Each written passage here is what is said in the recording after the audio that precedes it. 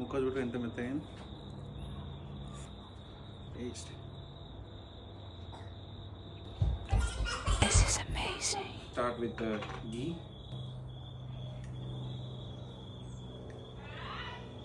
వేడైంది. Next onion వేద్దాం.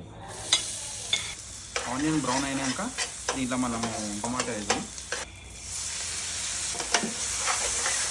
Lid పెట్టి ఒక 2 minutes వదిలేద్దాం. సో నేను ఈ రెసిపీకి చికెన్ థై ఫిలెట్స్ యూజ్ చేస్తున్నాను, మెత్తగా ఉంటుంది. రెసిపీస్ కూడా యూజ్ చేయొచ్చు కానీ అది అంత మజా రాదు. టమాటాలు మంచి మగ్గినాయి. ఇప్పుడు కొంచెం పసుపు వేసుకున్నాం, కారం, కొరియండర్ పౌడర్, క్యుమిన్ పౌడర్, మసాలాలు మాడకుండా కొన్ని వాటర్ వేస్తున్నాం, సాల్ట్, కొరియండర్ వేద్దాము. బంచ్ ఆఫ్ కొరియండర్ వేస్తున్నాను నేను.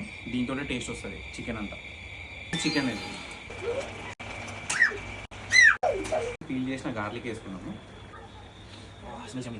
ఫ్లిప్ చేసుకున్నాము.